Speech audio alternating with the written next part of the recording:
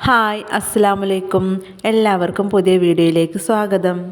ഇന്ന് നമ്മൾ വ്യത്യസ്തമായൊരു നാരങ്ങ വെള്ളം തയ്യാറാക്കുന്ന വീഡിയോ ആയിട്ടാണ് വന്നിട്ടുള്ളത്. അപ്പോൾ എല്ലാവരും കണ്ടു നോക്കുക. ചാനൽ സബ്സ്ക്രൈബ് ചെയ്യാത്തവർ പ്ലീസ് ഒന്ന് സബ്സ്ക്രൈബ് ചെയ്യുക. നമുക്ക് എങ്ങനെ ഇത് ഉണ്ടാക്കാമെന്ന് നോക്കാം. അപ്പോൾ ഇതിനായിട്ടൊരു വലിയ നാരങ്ങൻ്റെ ഒരു പകുതിയാണ് ഞാൻ എടുത്തിട്ടുള്ളത്. ഒരു മിക്സിയുടെ ജാർ എടുത്തിട്ട് ആ പകുതി നാരങ്ങ പിഴിഞ്ഞ ജ്യൂസ് ഇതിലേക്ക് ഒഴിച്ചു കൊടുക്കുക.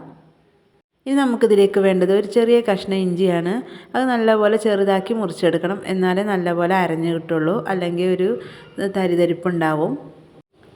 ഇനി നമുക്ക് ഇതിലേക്ക് വേണ്ടത് കുറച്ച് അണ്ടിപ്പരിപ്പാണ്. അതൊരു 4-5 എടുത്തിട്ടുണ്ട്. അത് വെള്ളത്തിലിട്ട് കുതിർത്തിയതിന് ശേഷം നമുക്കിതിലേക്ക് ഇട്ട് കൊടുക്കാം.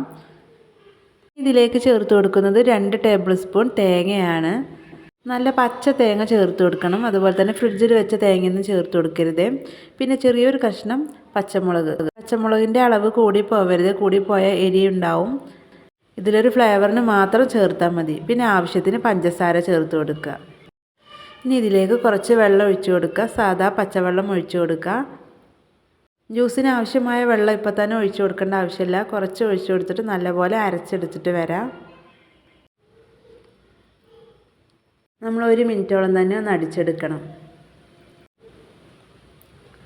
അപ്പോൾ അത് അടിച്ചെടുത്തിട്ടുണ്ട്. നല്ലപോലെ അരഞ്ഞ് കിട്ടിയിട്ടുണ്ട്. ഇനി നമുക്ക് ഇതിലേക്ക് ബാക്കി വെള്ളം ചേർത്ത് കൊടുക്കാം. നല്ല തണുത്ത വെള്ളമാണ് ഞാനിവിടെ ചേർത്ത് കൊടുത്തിട്ടുള്ളത്.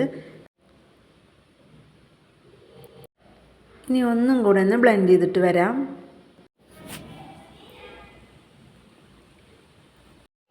അപ്പോൾ നാരങ്ങ വെള്ളം ഇവിടെ റെഡി ആയിട്ടുണ്ട്.